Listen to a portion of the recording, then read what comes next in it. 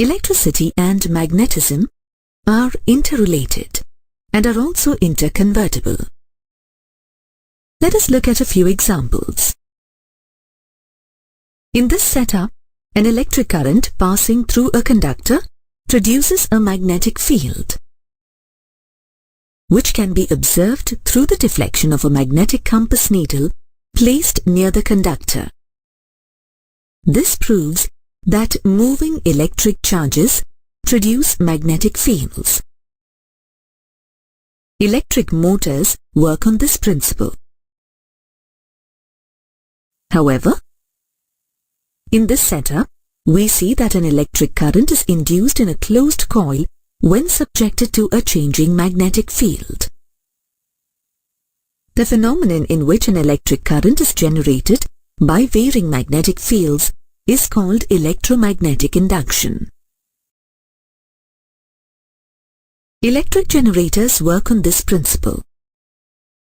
We will now discuss and learn about 3 experiments by Faraday and Henry relating to electromagnetism. In the first experimental setup, a coil is connected to a galvanometer. When a bar magnet with its north pole facing the coil is moved towards or away from the coil, the galvanometer needle deflects to the right and left side of 0 reading respectively, showing the presence of a current in the coil. Now, let us see what happens if the south pole of the magnet faces the coil. The galvanometer needle deflects to the left side of 0 reading as the magnet approaches the coil and deflects to the right when the magnet moves away from the coil, showing the presence of a current in the coil. The galvanometer needle deflects only as long as the bar magnet is in motion. Once the bar magnet comes to rest, the galvanometer needle settles down at 0 reading, indicating that there is no current in the coil. From all these observations, we can conclude that whenever there is relative motion between a bar magnet and a coil, an electric current is induced in the coil. In the second experimental setup, there are 2 coils. Coil 1 connected to a galvanometer, coil 2 connected to a battery. Due to the steady current in coil 2, a steady magnetic field is set up around the coil 2, and this magnetic field is also linked to the coil 1. When coil 2 is kept stationary and coil 1 is moved towards coil 2, a current is induced in coil 1 and the galvanometer needle deflects to the left of 0. When coil 2 is kept stationary and coil 1 is moved away from coil 2, a current is induced in coil 1 and the galvanometer needle deflects to the right of 0. If we keep coil 1 stationary and move coil 2 towards coil 1, a current is induced in coil 1 and a deflection is observed in the galvanometer needle to the left of 0. Now, if we keep coil 1 stationary and move coil 2 away from coil 1, a current is induced in coil 1 and a deflection is observed in the galvanometer needle to the right of 0. From all these observations, we can conclude that whenever there is relative motion between a current-carrying coil and a closed coil in which a galvanometer is connected, a current is induced in the closed coil. In the third experiment, a tap key is provided in the coil 2 circuit. Here, we can observe the deflection of the galvanometer needle even when the 2 coils are stationary. This deflection is observed only at those instants when the tap key is either switched on or off. This happens because of the change in magnetic field during switching on and off.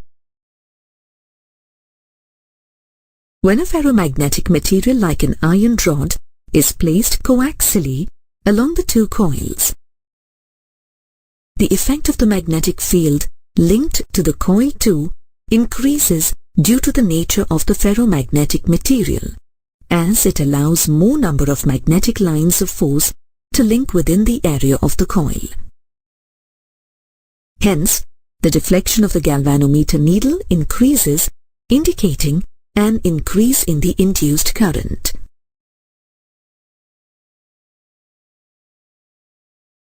Before attempting to understand Faraday's law of electromagnetic induction, we should recapitulate the terms used in electromagnetic induction.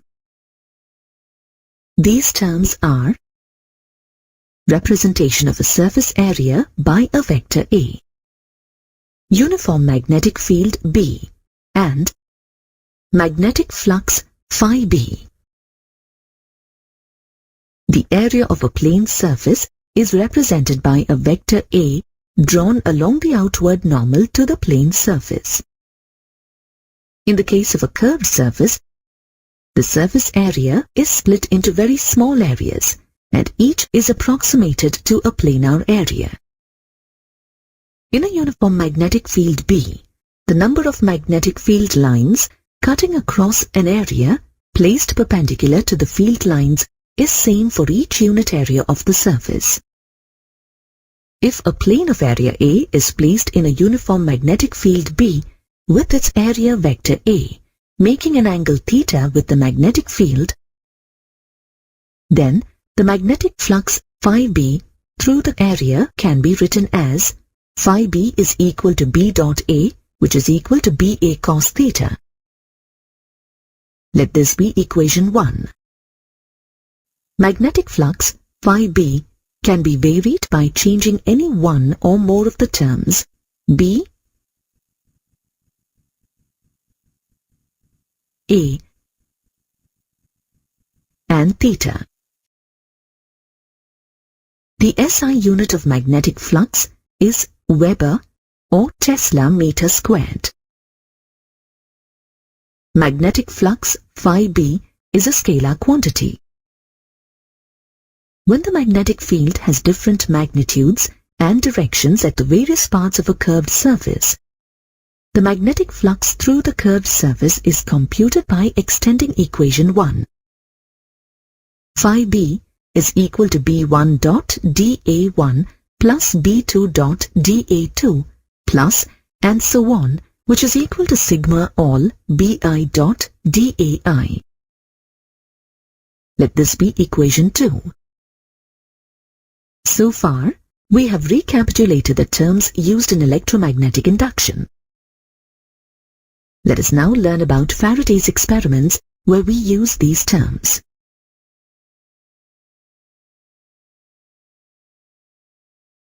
Faraday conducted 3 experiments, from which he concluded that an EMF is induced in a coil when the magnetic flux cutting across the coil changes with time. In the first experiment, Faraday observed that the relative motion between a magnet and a coil changes the magnetic flux across the coil. This change in magnetic flux with time induces an EMF in the coil. Similarly, in the second experiment, he observed that the relative motion between the two coils, one carrying a current, changes the magnetic flux across the coils. This change in the magnetic flux with time induces an EMF in the other coil.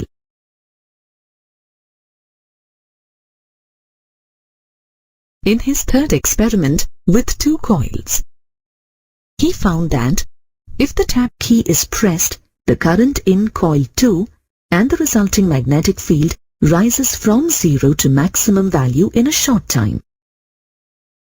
This results in a change in the magnetic flux with time across coil 1, inducing an EMF in it.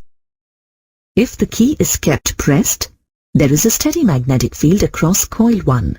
Thereby, there is no EMF induced in it and the current drops to 0.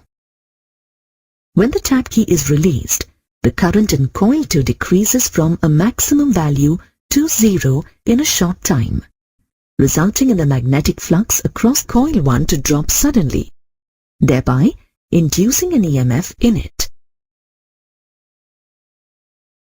From the observations of these 3 experiments, Faraday concluded that the time rate of change of magnetic flux through a closed coil induces an EMF through it, and stated the Faraday's law of electromagnetic induction.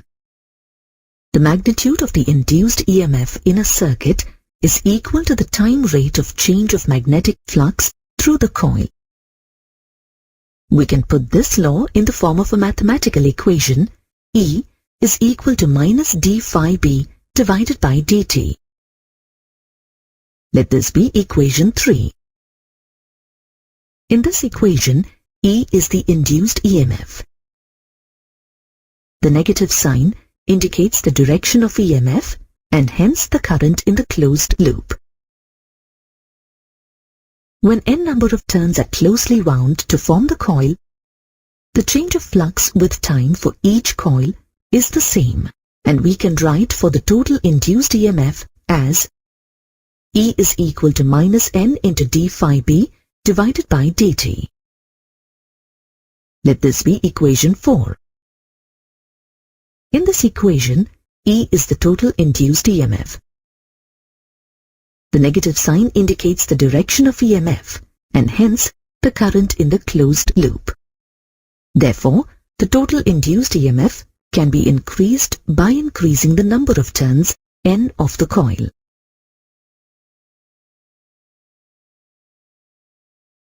Before attempting to learn about Lenz's law, let us first recapitulate about the right-hand grip rule applied to a current-carrying coil. Consider a right-hand fist with the thumb extending out. If the fingers are wrapped in a circle pointing in the direction of the current through the coil, then the thumb points towards the end of the coil, indicating the north pole. Lenz's law helps us in identifying the polarity of the induced EMF in a coil. Lenz's law states that the polarity of induced EMF in a closed loop is such that it tends to produce a current which opposes the change in the magnetic flux that produces it. We can put this statement in simple terms. If a current is induced by an increasing flux, it will weaken the original flux. If a current is induced by a decreasing flux, it will strengthen the original flux. The magnitude of the induced EMF is given by Faraday's law, which is E is equal to minus d phi b divided by dt, where E is the induced EMF in the coil and phi b is the magnetic flux. The negative sign in this equation represents the effect as stated in Lenz's law. Let us look at Faraday's experiments and apply Lenz's law to them to identify the polarity of the induced EMF and the direction of induced current in the coil. In this experiment, the coil, which is connected to a galvanometer, is at rest. A bar magnet with its north pole facing the coil is moved towards the coil.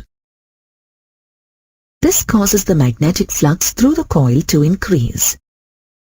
A current is induced in the coil which opposes this increase in flux. The induced current is in a counterclockwise direction, looking from the bar magnet side. This current produces a north polarity towards the north pole of the magnet and opposes the motion of the magnet, thereby opposing the increase in magnetic flux through the coil. A force is required to move the magnet against this repelling force. The same magnet, when moved away from the stationary coil, causes the magnetic flux through the coil to decrease. A current is induced in the coil which opposes this decrease in flux. the induced current is in a clockwise direction looking from the bar magnet side.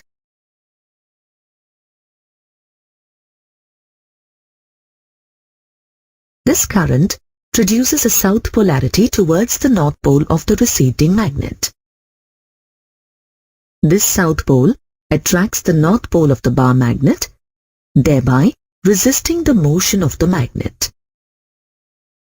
When the south pole of the magnet is towards the coil and it is moved towards the coil, a south polarity is induced near the south pole of the magnet. When the same magnet is moved away from the coil, a north polarity is induced near the south pole. In all these experiments, we can also use an open circuit in the place of a closed loop.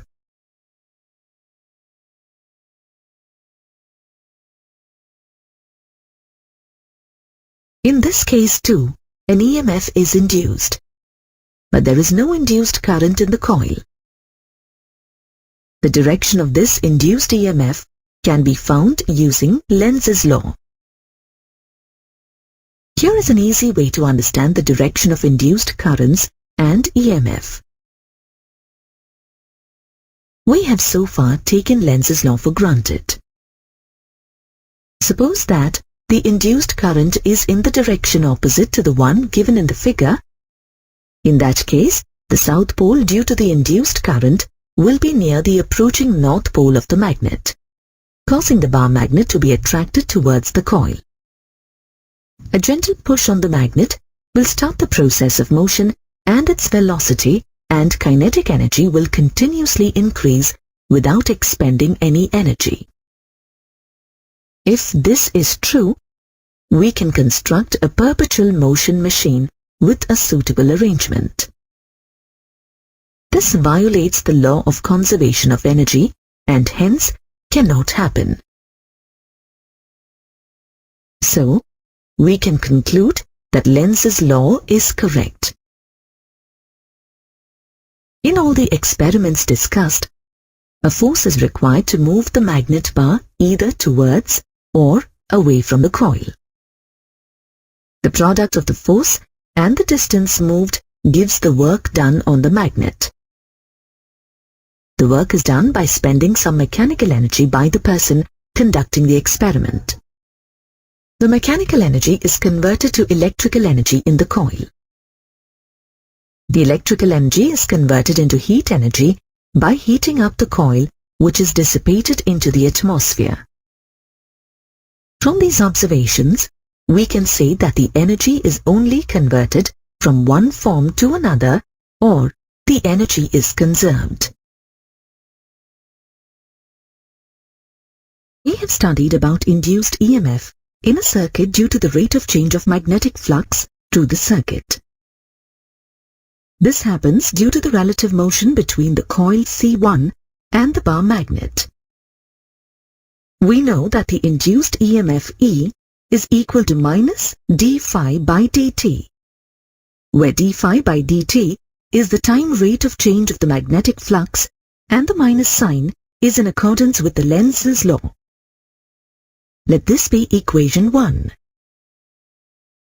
Now let us study about induced EMF produced due to the motion of a conductor in a magnetic field. Consider PQRS to be a rectangular metallic loop having a galvanometer G connected between R and S. The part PQ can slide forwards or backwards in between the parts PS and RQ of the loop. Let us now place PQRS in a uniform magnetic field such that its plane is perpendicular to the magnetic field. For a time-independent magnetic field, the magnetic induction B remains constant both in magnitude as well as direction. Let the length of PQ be L and that of RQ be X. Let the conductor PQ move towards the ends SR with a constant velocity V.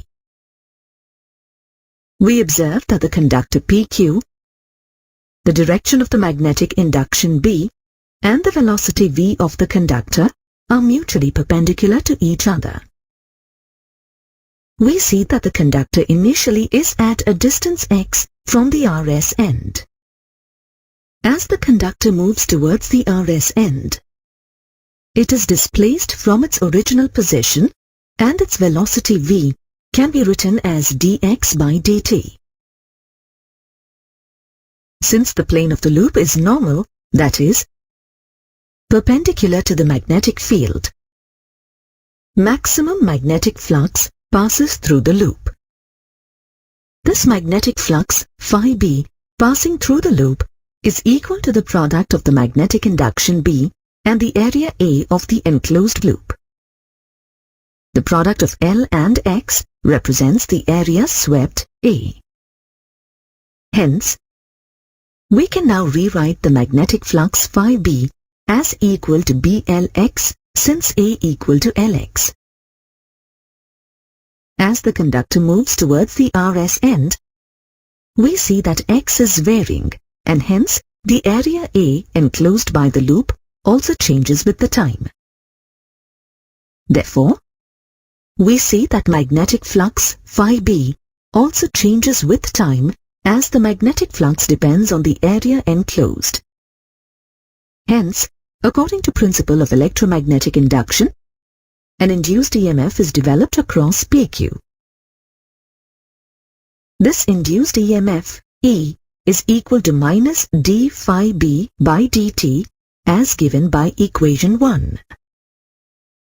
Substituting for phi b, we get E is equal to minus d by dt of BLX.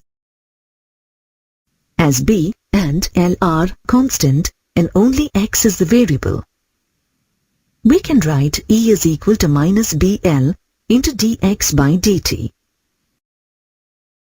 As dx by dt represents the velocity v of the conductor PQ, we can write electromotive force E is equal to minus BLV. Let this be equation 2. The induced EMF E is also called the motional EMF in this case. The concept of motional EMF can also be explained by using the Lorenz's force acting on the free charge carriers of conductor PQ. We know that when a charge Q enters perpendicular to a uniform magnetic field of induction B, then the Lorenz's force on the charge FB is equal to QVB.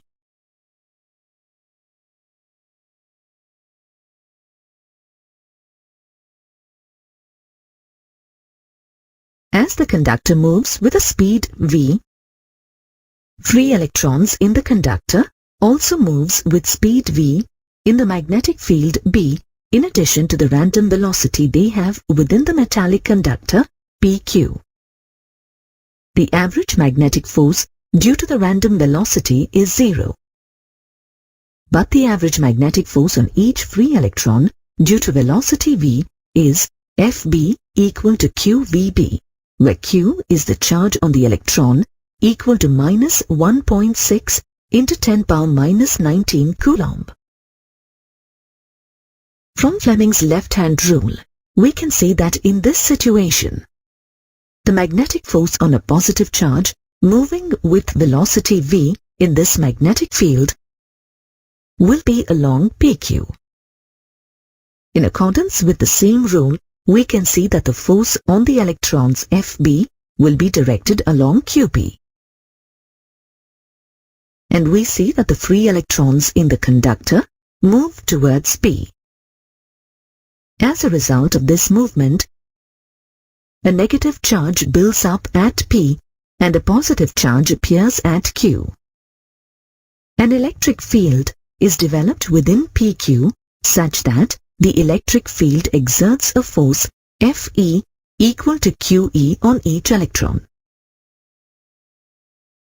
In electrostatic equilibrium, the force Fe will be equal to Fb, and this build of charge stops. Since Fe becomes equal to Fb, we have QE equal to QVB. Simplifying, we get E equal to Vb. Due to the charge buildup, a potential difference is developed across PQ, which is the induced EMF E. We know that the potential difference E is equal to E into L. Substituting the value for the electric field strength E equal to VB, we get induced EMF E equal to BLV. Since Lenz's law is obeyed here also, we can write this induced EMF as E equal to minus BLV. This induced EMF E is the motional EMF. Due to the induced EMF, an induced current flows in the closed loop PQRS, and the current can be detected by the galvanometer. This induced current flows along the path QRSP. This equation for the motional EMF derived in this manner is the same as the equation 2 which we derived earlier. Now, consider the case when the conductor PQ is stationary in the magnetic field, but the magnetic field varies with time. That is, its magnitude or direction, or both magnitude and direction are changing with time. Since the conductor is at rest, its velocity v is equal to 0, and as seen earlier, the magnetic force Fb equal to QVB is 0. The moment the magnetic field starts varying, an induced current flows in the loop which can be detected by the galvanometer. Since the magnetic field force Fb is 0, the electrons are forced to move only by the electric field, and hence we conclude that an electric field appears instantaneously. This electric field is produced by the changing magnetic field and is called the induced electric field. This electric field causes an EMF to be developed in the loop, and hence an induced current flows in the loop. From these observations, we can say that just like the moving charges in a conductor can produce magnetic fields and exert a magnetic force on a magnet in its field, a varying magnetic field can also exert a force on stationary charges. So, if we move a bar magnet towards a stationary charge, the charge experiences a force due to the varying magnetic field. This is the fundamental significance of Faraday's discovery. RS placed in a uniform magnetic field of strength B. The arm PQ of the loop can be slit over its arms PS and QR. Arms PS and QR of the loop are part of the rails SM and RN connected to SR. The length of SR is L. The length of the arm PS at an instant is X. Let the electrical resistance of PQ be R. Let us assume that the resistances of the rails SM, RN and the link SR is negligible compared to the resistance of arm PQ. Hence, the overall resistance of the rectangular loop is R. The flux through the loop at any instant, phi B, is equal to the product of the strength of the magnetic field B and the area enclosed A. Here, area of the loop A is equal to the product of the breadth and length of the loop L and X. In this case, the instantaneous flux phi B is equal to BLX. Let this be equation 1. From Faraday's law, we get induced EMF E is equal to minus d phi B by dt. The negative symbol is in accordance with Lenz's law. On substituting phi B from equation 1 and simplifying, we arrive at the equation E is equal to minus dBLX by dt. The strength of the magnetic field B and the length of the arm SR of the loop L are constant. Hence, the equation transforms to E is equal to minus BL dx by dt. But dx by dt is the instantaneous velocity v of the arm PQ of the loop, which is directed towards the SR part of the loop as shown. Hence, E is equal to minus BLV. Let this be equation 2. This EMF is the motional EMF as discussed earlier. As the resistance of the rectangular loop is R, the magnitude of the induced current, I, is equal to the magnitude of E by R. The current is directed from P to Q in the arm. Substituting the value of E from equation 2, we arrive at the equation I is equal to BLV by R. Let this be equation 3. As the current carrying arm, PQ, is in the magnetic field, there exists a force on the arm. The direction of this force acting on the arm PQ is given by Fleming's left-hand rule. According to the rule, the thumb, the forefinger, and the middle finger of the left hand are stretched such that they are mutually perpendicular. If the forefinger and the middle finger indicate the directions of the magnetic field and direction of the current respectively, the thumb indicates the direction of the force. Thus, as per the rule, the direction of the force on PQ is opposite to the direction of the motion of the arm PQ. Vectorially, the force on the arm PQ is given by F is equal to I L cross B, and this force arises due to the drift velocity of charges, responsible for the current along the arm and the consequent Lorenz's force acting on them. Hence, the magnitude of the force F is equal to ILB sine theta, where theta is the angle between the directions of the current and the magnetic field. Here, the angle between the arm PQ and the magnetic field is 90 degrees. Hence, the equation for the magnitude of the force transforms to F is equal to ILB sine 90. As sine 90 is equal to 1, this can be rewritten as F is equal to ILB. Let this be equation 4. On substituting equation 3 in equation 4 and simplifying, we get F is equal to B square L square V by R. Let this be equation 5. This force arises due to the drift velocity of the charges through the arm PQ that are responsible for the current and the Lorenz's force on them. If we need to maintain uniform velocity for the arm PQ, we need to apply a constant force F in the direction of the velocity. The applied force must be equal in magnitude and opposite in direction to the magnetic force. Thus, the power required to push the arm PQ along the rails is given by the equation P is equal to FV.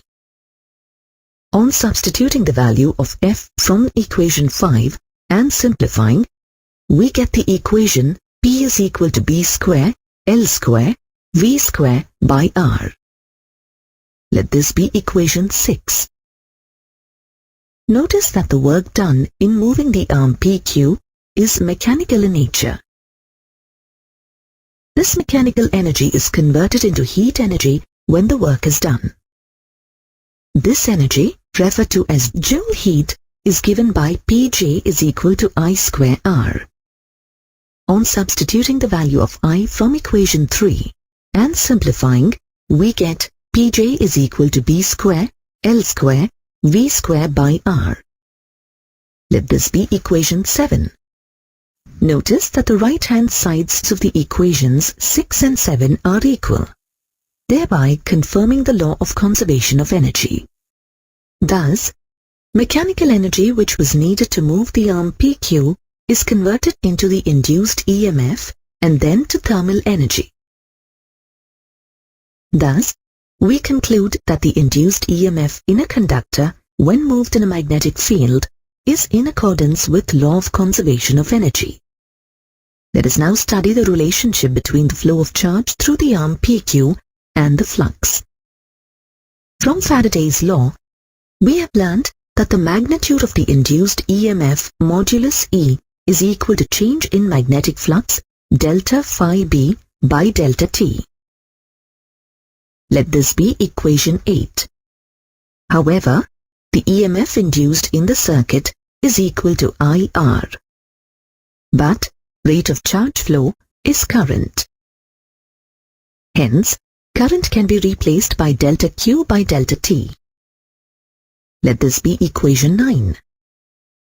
The left-hand sides of equations 8 and 9 are equal. Equate the right-hand sides to arrive at the equation delta Q is equal to delta phi B by R.